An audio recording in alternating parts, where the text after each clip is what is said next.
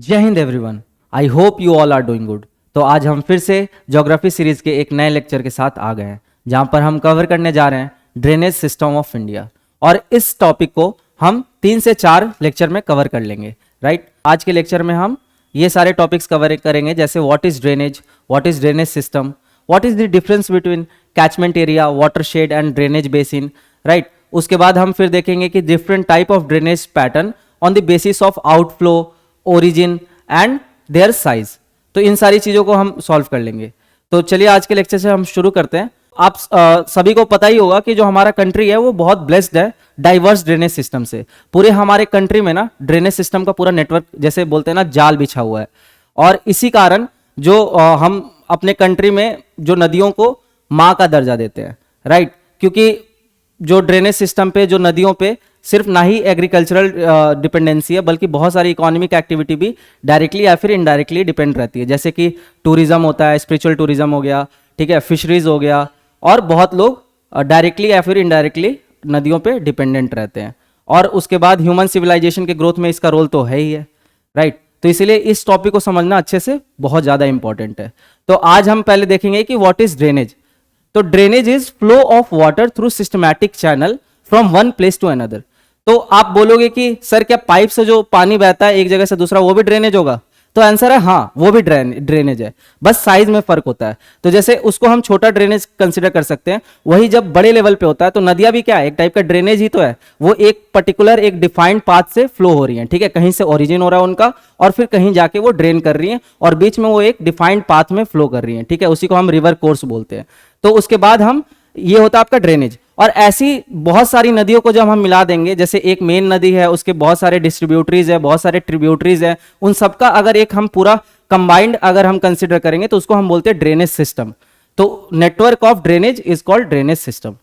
अब हम देखते हैं जो डिफरेंट टर्मिनोलॉजी एसोसिएटेड है ड्रेनेज सिस्टम से, ठीक है। तो ये हमारा प्यारा भारत है। तो यहाँ पे आप देखते ही होंगे मैप में, जो इंडिया के फिजिकल मैप में देखते होंगे कि ये देखो, ये हमारा जो नॉर्दर्न पार्ट में क्या है, हिमालयन ड्रेनेज सिस्टम है। राइट, और उसके बाद जो आपके नीचे साउदर्न पार्ट में आपका पेनिनसुलर ड्रेनेज सिस्टम है। आगे हम लेक्चर में ये सारा डिफरेंस भी देखेंगे कि हिमालयन ड्रेनेज सिस्टम और पेनिनसुलर ड्रेनेज सिस्टम में क्या क्या डिफरेंस है। अब देखो, कुछ ना इस टॉपिक में कुछ कंफ्यूजिंग टर्म है और इसमें लोग अक्सर कंफ्यूज ही रहते हैं, खासकर जो एस्पिरेंट्स होते हैं। तो बेसिक डिफरेंस ही नहीं समझ आता है कि वाटरशेड और आपका ड्रेनेज बेसिन में क्या डिफरेंस है, कैचमेंट एरिया कैसे अलग है इन दोनों टर्म से। हालांकि इन सब में कुछ सिमिलैरिटीज भी है। तो अब हम देखेंगे क्या पॉइंट ऑफ डिफरेंस है और क्या सिमिलैरिटी है, ठीक है। तो शुरू करते सबसे पहले हम सबसे छोटे से। तो सबसे छोटा होता है आपका, वो होता है वाटरशेड। तो वाटरशेड क्या होता है, मैंने हालांकि प्लेन जब कवर करा रहा था ना, तो वहां पे भी मैंने आपको डिस्कस किया था ये चीज, वाटरशेड। तो वाटरशेड बेसिकली कि एक कोई भी लैंड एरिया होता है जो कि कलेक्ट करता है वाटर फ्रॉम डिफरेंट प्लेसेस। मतलब बारिश से भी कर रहा है, वेल से भी कर रहा है, रिवुलेट से भी कलेक्ट कर रहा है। तो वो कलेक्ट करके एक जगह पानी को लाता है और फिर ड्रेन करता है विथ द कॉमन आउटलेट। तो आप एक फनल शेप देखते होगे, राइट, ये चीज इस टाइप में फनल शेप होता है। तो इसको ऐसे कंसिडर करो। तो बहुत मतलब डिफरेंट सोर्सेस से जो नदियां आके, ठीक है, इसके थ्रू फ्लो हो रही है। तो ये एक कॉमन है और उसके बाद एक कॉमन पैसेज के थ्रू आपके आउटलेट से ड्रेन कर जा रही है किसी पर्टिकुलर पॉइंट पे। तो जब ये छोटे लेवल पे है तो इसको हम वाटरशेड बोल रहे हैं, और इसी का आप बड़े लेवल पे देखोगे ना तो उसको हम ड्रेनेज बेसिन बोलते हैं। मतलब ड्रेनेज बेसिन और जो वाटरशेड है, they are similar but different कहां पे है, उनके साइज पे। तो जो ड्रेनेज बेसिन है, इट इज ब्रॉडर टर्म। तो ड्रेनेज बेसिन मतलब अगर आप ऐसे एग्जाम्पल से समझना चाहो तो फॉर एग्जाम्पल देखो, ये मेन रिवर है, ठीक है, आपने मैप में देखा ही, ये हमारा इंडिया का मैप है। तो जैसे एक गंगा रिवर है, तो गंगा रिवर का ये कोर्स से मान के चलो, ये गंगा रिवर फ्लो हो रहा है। अब यहाँ पे इसके डिफरेंट ट्रिब्यूटरीज है, ठीक है। तो यहां से आके यमुना मिल रही है, फिर घाघरा, गंडक, कोसी, ऐसे करके बहुत सारे, सोन नदी, तो ऐसे करके बहुत सारे ट्रिब्यूटरीज आके गंगा से मिल रही है। तो ये जो यमुना है, इससे भी बहुत छोटे छोटे रिवुलेट्स और स्ट्रीम्स आके मिल रहे होंगे। जैसे यमुना से चंबल आके मिल रहा है, ऐसे बहुत सारे छोटे छोटे ट्रिब्यूलेट्स जो रिवुलेट्स होते हैं, स्ट्रीम्स होते हैं। क्योंकि क्या होता है ना, जब बारिश होता है ना तो पानी इकट्ठा होता है, बहुत जगह लेक फॉर्म में इकट्ठा हो जाता है। फिर वहां से भी जब आपका पैसेज बन जाता है तो वहां से भी एक छोटे छोटे स्ट्रीम फ्लो करने लगते हैं। आप देखते भी होंगे, गांव जाते होंगे तो बहुत सारे खेतों से भी छोटे छोटे स्ट्रीम पास होकर निकलते हैं। तो कुछ तो नदियों का ही वो पानी होता है, कहीं कहीं पे आपके मान के चलो एक जगह कहीं डिप्रेशन क्रिएट हुआ है, वहां पे पानी इकट्ठा हुआ है, फिर वहां से पानी फ्लो होके आपका स्ट्रीम के फॉर्म में अलग अलग जगह जाके और एक पर्टिकुलर कॉमन पॉइंट पे मिल जा रहे जाके। तो जैसे ये जो डिस्ट्रीब्यूटरीज है, इनमें भी आके कोई छोटी छोटी स्ट्रीम आके मिल रही होंगी, ठीक है। तो इसको हम बोलेंगे, इस डिस्ट्रीब्यूटरीज को बोलेंगे वाटरशेड, ठीक है। और जो ये मेन रिवर सिस्टम है, तो ये कलेक्ट कर रहा है इन डिस्ट्रीब्यूटरीज से पानी। गंगा में पानी कहां से आ रहा है? एक तो उसका जो ओरिजिन है ग्लेशियर, उसके बाद उसमें पानी कहां से आ रहा है? ये डिस्ट्रीब्यूटरीज से आ रहा है। और फिर ये गंगा जाके कहां ड्रेन होता है? Common outlet bay of Bengal में, ठीक है। तो गंगा का जो कॉमन आउटलेट है वो क्या है? बे ऑफ बंगाल, ठीक है। और जो डिस्ट्रीब्यूटरीज है, इसका जो कॉमन आउटलेट है, इन लोग ये कहां अपना पानी ड्रेन कर रहे हैं कॉमन पॉइंट पे? वो है गंगा में। तो जो वाटरशेड है वो छोटे लेवल पे हम देख रहे हैं, और जो ड्रेनेज बेसिन है वो बड़े लेवल पे देख रहे हैं। तो this is basic difference on the basis of their size. अब हम देखते हैं कैचमेंट एरिया। तो कैचमेंट एरिया क्या होता है? आपको नाम से पता लग रहा होगा कि कैच कर रहा है कोई चीज, ठीक है। जो वाटर हम कलेक्ट कर रहे हैं ना डिफरेंट डिफरेंट प्लेसेस से, तो उसको हम बोल रहे हैं कैचमेंट एरिया। और अगर लेमन टर्म में आप समझना चाहो तो फॉर एग्जांपल जितने भी एरिया को रिवर और उसकी डिस्ट्रीब्यूटरीज ड्रेन कर रही हैं, उस पूरे एरिया को आप कंबाइन करके क्या बोलते हो? कैचमेंट एरिया बोलते हो। तो इतना आपको आई होप समझ आ गया होगा। तो अगर हम साइज के बेसिस पे देख रहे होंगे ना, तो वाटरशेड आपका सबसे छोटा है, उसके बाद आपका आता है कैचमेंट एरिया, और उसके बाद आता है आपका ड्रेनेज बेसिन। और ड्रेनेज बेसिन वाटरशेड अक्सर हम इंटरचेंजेबली यूज करते हैं साइज के बेसिस पे। अगर कहीं साइज बड़ा है तो उसको हम ड्रेनेज बेसिन बोल रहे हैं, क्योंकि वो नदी मेन नदी को कंसिडर कर रहे हैं, है ना, जो मेन चैनल है, मेन स्ट्रीम है। और जो आपका छोटे छोटे रिव्यूलेट्स है उसको हम वाटरशेड बोलते हैं। उसके बाद और एक टर्मिनोलॉजी यूज होता है वाटर डिवाइड। तो वाटर डिवाइड क्या होता है? तो आप एग्जांपल वेस्टर्न घाट्स में देखते होगे, तो वेस्टर्न घाट ऐसा कोई लैंडफॉर्म, ठीक है, जो कि अपलिफ्टेड है in the form of mountains और प्लेट्यूज और भी जो डिफरेंट लैंडफॉर्म्स होते हैं, तो वो अगर किसी दो रिवर बेसिन को डिवाइड कर रहे हैं तो उसको हम बोलेंगे वाटर डिवाइड। जैसे वेस्टर्न घाट में आप देखते होगे ईस्ट फ्लोइंग रिवर और वेस्ट फ्लोइंग रिवर, तो वेस्टर्न घाट जो है वो किसका काम कर रहा है? वाटर डिवाइड का काम कर रहा है। तो बहुत बार ना वाटर डिवाइड को भी डिनोट करने के लिए वाटर शेड यूज कर दिया जाता है, बट आप उसमें कंफ्यूज मत करना। मैंने जो वाटर शेड बताया it is different, it is shedding water. और जो वाटर डिवाइड है, तो वाटर डिवाइड को आप सेपरेटली समझना, जो कि आपको दो ड्रेनेज बेसिन को सेपरेट कर रहा है। तो हम इसको ऐसे समझ सकते हैं कि land mass between the two drainage basin is known as water divide. तो ये सारे टर्मिनोलॉजी आप याद रखना, क्योंकि अक्सर ये कंफ्यूज करते हैं। और फिर भी अगर आपको कोई डाउट रह गया तो आप कमेंट सेक्शन में करके पूछ सकते हो। अब हम आगे देखते हैं। तो एक बार मेरे साथ ये सारा रीड कर लो आप। जो कैचमेंट एरिया है, a river drains the area by the water collected from a specific area. तो मैंने बताया कि जो आपका डिफरेंट एरिया से जो कलेक्ट हो रहा है वाटर, और जो रिवर और उसकी डिस्ट्रीब्यूटरीज डिफरेंट एरिया को जो ड्रेन कर रही है, उस पूरे एरिया को हम क्या बोल रहे हैं? Catchment area. कैच से आप याद रखना कि कलेक्ट कर रहा है जहां से वाटर, ठीक है। An area of land that collects water from rainfall and run of. तो पानी का सोर्स कुछ भी हो सकता है, रेनफॉल भी हो सकता है, और जो वाटर रन ऑफ होता है वो भी खेतों से जो आप इरिगेशन करते हो, तो वो भी पानी रन ऑफ करके कहाँ जाती है? एट द एंड जाके या तो किसी लेक में मिलती है या फिर किसी रिवर स्ट्रीम में जाके मिल जाती है। फिर ड्रेनेज बेसिन मैंने बता दिया, it is a broader term, large geographical area. ये कीवर्ड्स आप याद रखना, ठीक है, क्योंकि जब आप ज्योग्राफी पढ़ाते हो ना, तो लेमन टर्म में हम समझने के लिए अच्छा है, बट जब एग्जाम में आप लिखते हो ना, तो आप वहां पे ऐसे लेमन टर्म में नहीं लिख सकते हो। वहां पे आपको थोड़ा टेक्निकल और ज्योग्राफिकल टर्म यूज करना होता है। तो ये सब चीजें आप माइंड में रखना। It includes all tributaries and distributaries feeding into the main river. और वाटरशेड मैंने बता ही दिया, सेम चीज है, दोनों का डेफिनेशन आपको मतलब कॉमन ही लग रहा होगा। तो ड्रेनेज बेसिन का मैंने एग्जांपल नहीं दिया, तो एग्जांपल क्या होगा ड्रेनेज बेसिन का? क्या हो सकता है? जो आपका नॉर्दर्न प्लेन है ना, ये एक अच्छा एग्जांपल है ड्रेनेज बेसिन का। तो नॉर्दर्न प्लेन क्या कर रहा है? ये आपके डिफरेंट जगह से वाटर्स, रिवर्स को कलेक्ट कर रहा है, और उसके बाद ये आपको ड्रेन कहां करवा रहा है? बे ऑफ बंगाल में। तो जो नॉर्दर्न प्लेन है ना, it acts as a drainage basin. तो इस एग्जाम्पल से आपको क्लियर हो गया होगा। अब आगे देखते हैं। बाकी ये लास्ट में मैंने एग्जाम्पल देखा था, देखो सबसे बढ़िया, watershed of Yamuna plus watershed of Chambal plus watershed of Gandak. ये तीनों वाटरशेड मिल रहा है तो क्या बन रहा है आपका? Drainage basin of Ganga. तो इस एग्जांपल से अब आपको हमेशा के लिए याद हो जाएगा। अब देखते हैं हम टाइप्स ऑफ ड्रेनेज पैटर्न।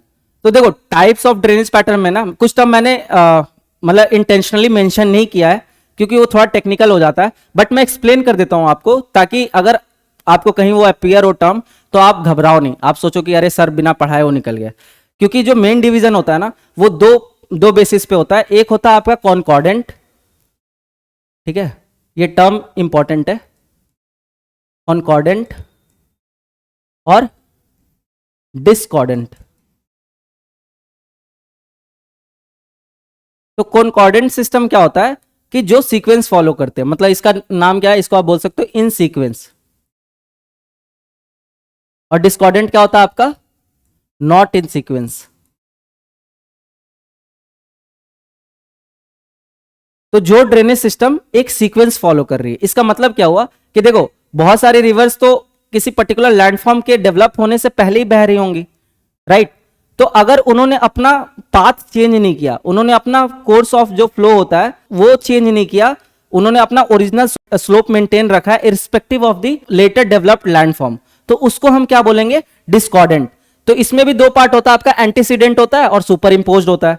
तो एंटीसीडेंट वाले जो रिवर होते हैं ना, तो वो क्या होते हैं कि जिस जिस पाथ से वो पहले फ्लो कर रहे थे, उसके बाद आपका हिमालय रेज हुआ, तब भी उन्होंने अपना जो चैनल है, जो आप उनका जो डिफाइंड पाथ है वो मेंटेन रखा, मतलब उन्होंने अपने स्लोप के अकॉर्डिंग चेंज नहीं कर दिया कि बीच से हिमालयन अगर इरप्ट हो गया तो हमने अपना पाथ चेंज कर लिया और दूसरे पाथ से फ्लो करने लगे। अगर जो रिवर वैसा किए तो उसको हम कॉन्कॉर्डेंट के कैटेगरी में रखते हैं कि जो रिवर का जो फ्लो है it depends on the curves of the slope, right. और उसके बाद जो डिस्कॉर्डेंट है ये बोलते हैं ना कि बीच में कोई भी आएगा हम अपना रास्ता नहीं बदलेंगे, क्योंकि जहां से हम चलते हैं वहीं रास्ता बन जाता है। तो ये इससे आप समझना ये डिस्कॉर्डेंट हो गया। और कॉन्कॉर्डेंट में मैंने आपको एक्सप्लेन कर ही दिया।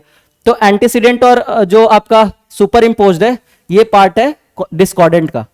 तो एंटीसीडेंट अगर कभी रिवर टर्म कभी देखते हो तो एंटीसीडेंट का मतलब वो होता है कि ऐसा रिवर जो कि पहले से फ्लो कर रहा है किसी लैंडफॉर्म के डेवलप होने के, और लैंडफॉर्म डेवलप हो भी गया है तो वो अपना ओरिजिनल जो फ्लो है वो मेंटेन रख रहा है irrespective of the curves of slope, it maintain its own path. तो ये हो गया आपका एंटीसीडेंट रिवर। और सुपर इंपोज्ड क्या होता है, तो सुपर इंपोज्ड भी इसी के कैटेगरी में आता है, मतलब ये भी अपना सीक्वेंस इन्होंने मेंटेन रखा है, बट ये उस सीक्वेंस को फॉलो कर रहे हैं जहां जहां सॉफ्टर रॉक्स प्रेजेंट है। जहां जहां हार्डर रॉक्स है यहां पे ये पहले भी नहीं फ्लो हो रहे थे, इसीलिए लैंडफॉर्म भी अगर इरप्ट होता है ना तो उसने ज्यादा फर्क नहीं डाला उनके जो पाथ है उस पे। और कॉन्कॉर्डेंट वाले में बाकी सारे आ जाएंगे, जैसे अभी आप देखोगे डेंड्रेटिक, ट्रेलिस, ठीक है, रेक्टेंगुलर, ये सारा आपका कॉन्कॉर्डेंट में आ जाएगा। फिर रिसिक्वेंट, टॉप सिक्वेंट, ये सब अभी हम आगे देखने वाले हैं। तो ये टर्म आई होप अब आपको समझ आ गया होगा। अब हम देखते हैं कॉन्कॉर्डेंट वाले को, हम देखते हैं। डिस्कॉर्डेंट वाला देख लिया आपने, एंटीसीडेंट और आपका सुपर इंपोज्ड बहुत ज्यादा इंपॉर्टेंट भी नहीं है जीएस के लिए, बट अगर आ जाता है इन केस तो मैंने आपको उतना एक्सप्लेन कर दिया कि आप आंसर कर पाओ। अब देखते हैं कॉन्कॉर्डेंट वाले के सारे। तो देखो सबसे पहला जो हमारा है वो है डेंड्राइटिक ड्रेनेज पैटर्न। तो इसमें क्या होता है, नाम से पता लग रहा होगा डेंड्राइटिक। तो जो आप न्यूरॉन्स देखते हो, अपना नस का नेटवर्क देखते हो, तो वो कैसा होता है, इस टाइप में होता है ना। मतलब कोई एक पर्टिकुलर एंगल फॉर्म नहीं कर रहा है। ब्रांचेस जैसे आप ट्री का ब्रांचेस देखते हो ना, तो एक स्टेम होता है, वहां से बहुत सारे ब्रांचेस निकले रहते हैं, फिर उस ब्रांचेस में से भी बहुत सारे ब्रांचेस निकले होते हैं। तो इसी को हम क्या बोल रहे हैं, डेंड्राइटिक ड्रेनेज पैटर्न। तो जब आप इंडिया का मैप देखते हो अपना, तो इसमें देखो, देख रहे हो जो गंगा सिस्टम है इट इज डेंड्राइटिक।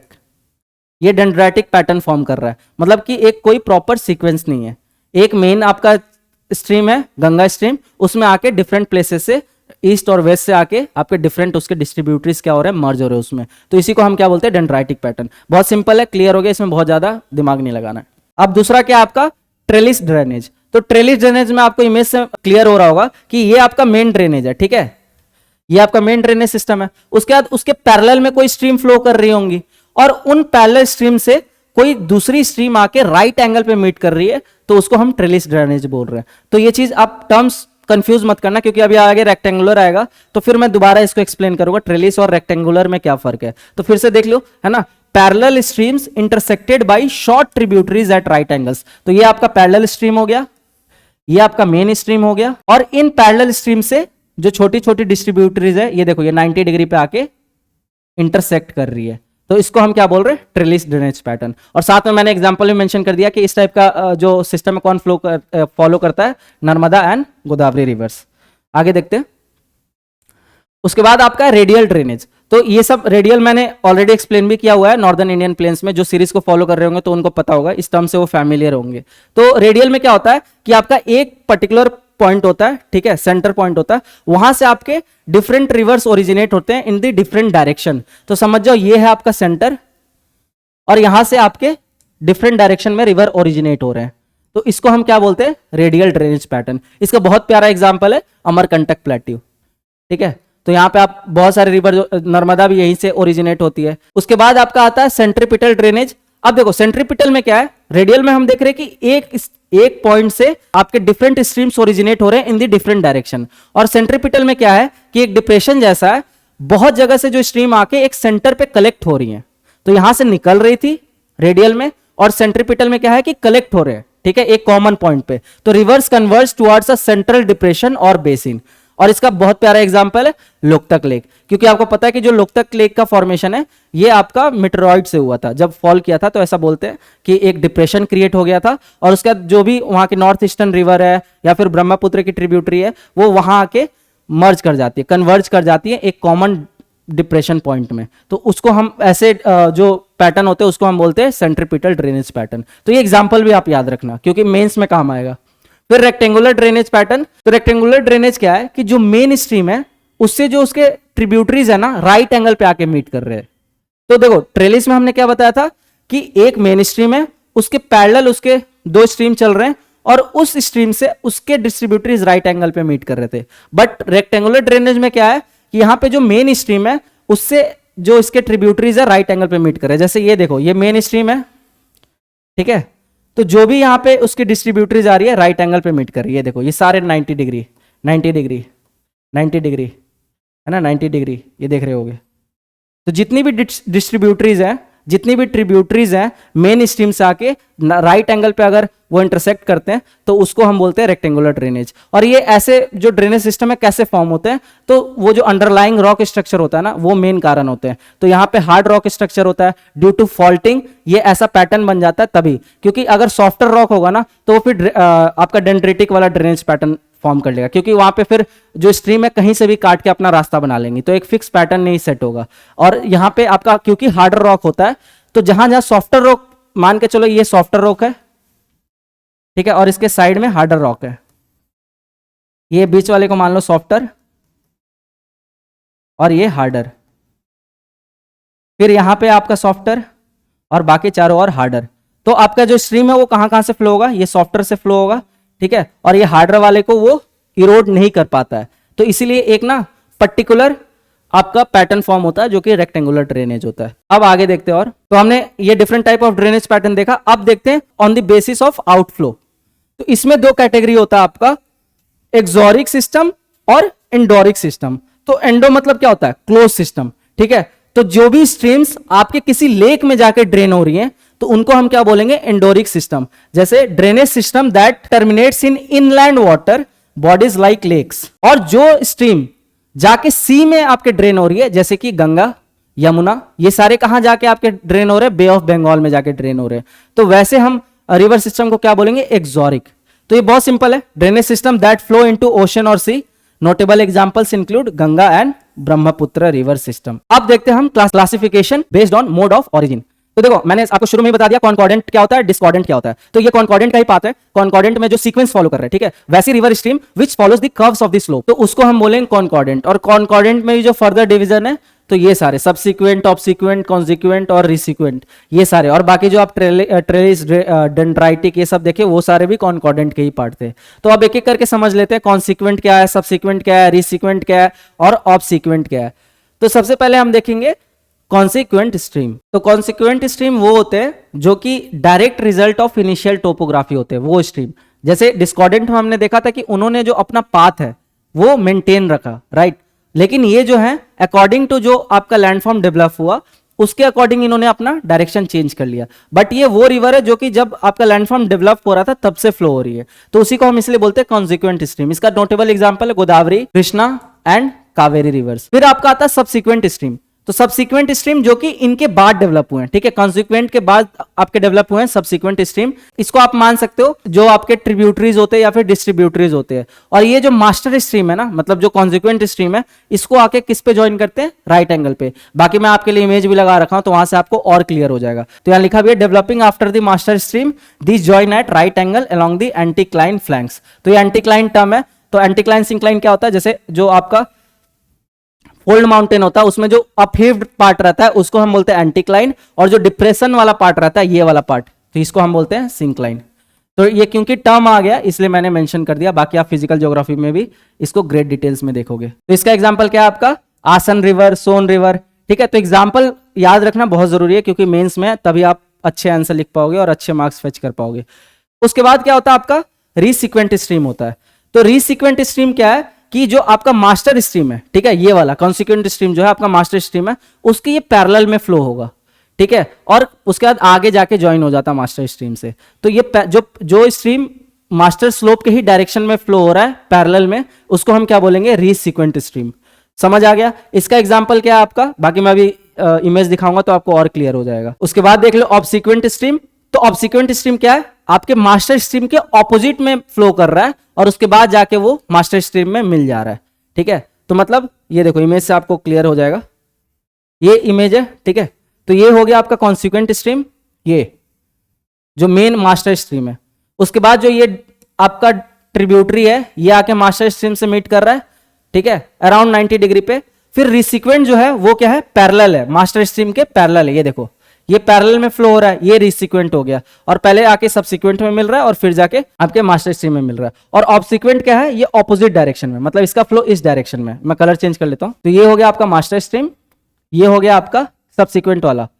उसके बाद आपका रिसिक्वेंट जो कि मास्टर स्ट्रीम के पैरेलल में फ्लो कर रहा है, और जो ऑब्सिक्वेंट है ये मास्टर स्ट्रीम के ऑपोजिट में फ्लो कर रहा है, ठीक है। यहां से भी आप समझ सकते हो, ये भी ऑपोजिट में फ्लो करके पहले सबसिक्वेंट में मर्ज हुए और फिर ये सबसिक्वेंट आके आपका मिल रहा है मेन कॉन्सिक्वेंट स्ट्रीम में। तो इस इमेज से आपको क्लियर हो गया होगा अच्छे से। अब आगे देखते हैं। अब मैंने आपको वीडियो के शुरू में ही बताया था कि हमारे जो इंडिया में मेन हम डिवाइड करते हैं ड्रेनेज सिस्टम को, वो दो पार्ट में करते हैं, जो आपका हिमालयन है और जो आपका पेनिनसुलर है, और उसके बाद और दो पार्ट में करते हैं। ये तो नॉर्थ और साउथ वाला डिवीजन हो गया। ईस्ट वेस्ट में देखा जाए तो वो सारी रिवर जो कि बे ऑफ बंगाल में ड्रेन करती हैं, और जो वेस्ट वाली है वो सारी रिवर जो कि अरेबियन सी में ड्रेन करती हैं। तो पहले हम वो वाला देख लेते हैं, बे ऑफ बंगाल और अरेबियन सी वाला।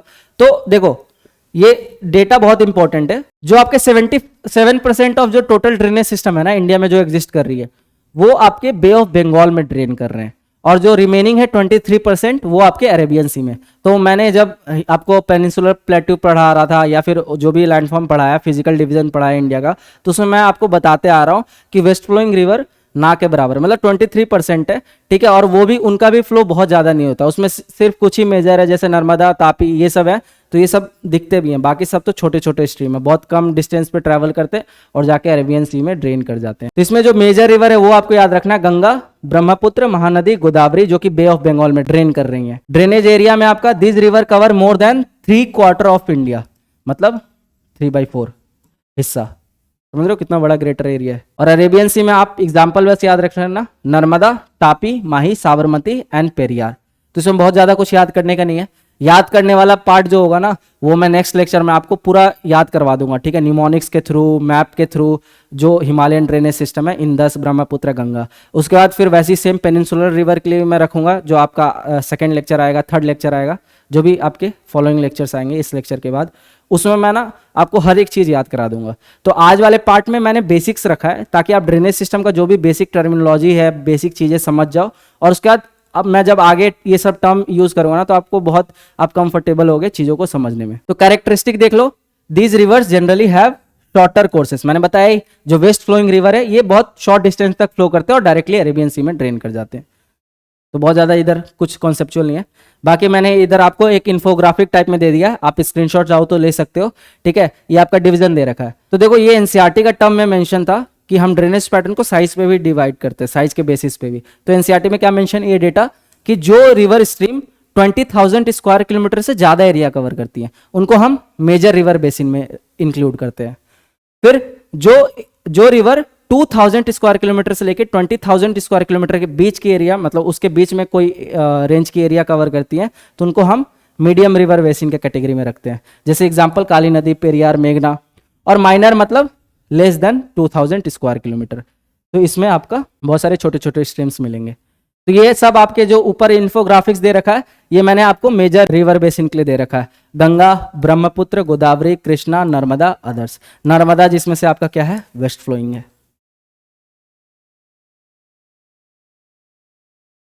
फिर क्लासिफिकेशन बेस्ड ऑन ओरिजिन, तो आपको पता है हिमालयन और पेनिनसुलर ड्रेनेज सिस्टम। अब इसमें कुछ बेसिक एग्जांपल आपको ही पता होगा कि जो हिमालयन ड्रेनेज सिस्टम है, they are not seasonal river, they are perennial rivers. तो ये throughout the year flow करती हैं। क्यों? क्योंकि जो इनका सोर्स है ना रिवर्स का, ये क्या है, आपका ग्लेशियर्स है। और बारिश वगैरह से तो आती है, बट मेन सोर्स है ग्लेशियर्स है, तो वो सालों साल उनका जो वाटर का फ्लो है वो मेंटेन रहता है। बट पेनिनसुलर जो ड्रेनेज सिस्टम है ना, उसमें जो जितनी मोस्टली रिवर है उनका जो सोर्स होता है वो होता है रिवर। इसलिए रिवर तो मान के चलो पूरे साल होता नहीं है, तो इसलिए ये सब ना मतलब पूरे साल नहीं फ्लो करते हैं, सीजनल रिवर काइंड ऑफ होता है। पेनिनसुलर रिवर में आप देख लो, seasonal in nature, course characteristic shorter and follow a straight course due to hard rock terrain of Deccan plateau. और मेजर रिवर क्या है इसमें, गोदावरी, कृष्णा, महानदी, कावेरी, नर्मदा, ये सब आप पढ़ते हुए आ रहे होगे। तो देखो आज के लेक्चर में ना कुछ ज़्यादा याद करने वाला है नहीं, जब बहुत ज़्यादा कॉन्सेप्चुअल है नहीं, बस चीज़ें समझ लो, टर्मिनोलॉजी समझ लो, एक बेसिक आइडिया होना चाहिए। तब हम जब मैं नेक्स्ट लेक्चर लाऊंगा तो उसमें याद करने वाली चीज़ें होंगी, वहाँ पे मैं आपको डिटेल में चीज़ें कवर कराऊंगा। ये डिफरेंस भी मैंने दे रखा है, ठीक है, बॉक्स के फॉर्म में, तो आप देख लो, है ना, शॉर्ट फॉर्म में। इसको स्क्रीनशॉट भी आप ले लेना ताकि मेंस में काम आ जाएगा आपका। तो ओरिजिन क्या है इसका, हिमालयन ग्लेशियर, इसका क्या है, western Ghat and central highland. फिर ये फ्लो पैटर्न पेरेनियल, पेरेनियल मतलब जो फ्लो करता है थ्रू आउट द ईयर, और इसका क्या है, सीजनल मानसून डिपेंडेंट। फिर आपका कोर्स लेंथ क्या है, long courses with extensive basin, इसका रिलेटिवली शॉर्टर कोर्सेस। फिर टोपोग्राफी इन्फ्लुएंस क्या है, मतलब जो गंगा आप देखते होगे कि जब ऊपर से आती है तब तो ये अपने यूथफुल स्टेज में होती है, तो ये deep gorges valleys, V shaped valleys, इस टाइप के लैंडफॉर्म क्रिएट करती है। लेकिन जैसे जैसे ये प्लेन वाले रीजन पे आती है तो इसका जो स्पीड होता है वो स्लो हो जाता है, तो फिर आपका डेल्टा फॉर्मेशन होता है। लेकिन ये जो होती है पेनिनसुलर, तो ये इनका क्योंकि छोटा कोर्स होता है तो ये डायरेक्ट क्या होते हैं ना, और हार्ड रॉक होता है, तो इसलिए इनकी जो फ्लो होती है ना स्पीड की वो ज़्यादा ही रहती है, तो इसलिए डेल्टा फॉर्मेशन बहुत ज़्यादा नहीं होता है। हालांकि गोदावरी, कृष्णा ये सब डेल्टा फॉर्म करती हैं, बट मेजर जो मोस्टली रिवर है वो नहीं करती है डेल्टा फॉर्मेशन। तो इसी के साथ आज का टॉपिक हमारा समाप्त हुआ। ये बहुत बेसिक्स था, इसमें हमने देखा टर्मिनोलॉजी, जो भी कंफ्यूजिंग टर्म्स थे, ठीक है, जो भी जिस बेसिस पे हम अपने ड्रेनेज सिस्टम को डिवाइड करते हैं, on the basis of outflow, on the basis of origin, on the basis of their size, तो ये सारी चीजें हमने देख ली आज के लेक्चर में। अब अगले लेक्चर में हम ब्रह्मपुत्र जो है आपके पेनिनसुलर ड्रेनेज सिस्टम, ये सारा मैं कवर करा दूंगा, तो डोंट वरी। और बाकी आप बने रहिएगा क्योंकि आगे आने वाले लेक्चर बहुत इंटरेस्टिंग और एक्साइटिंग होने वाले हैं। तो आई hope you all like this lecture and do like and subscribe. Thank you and all the best.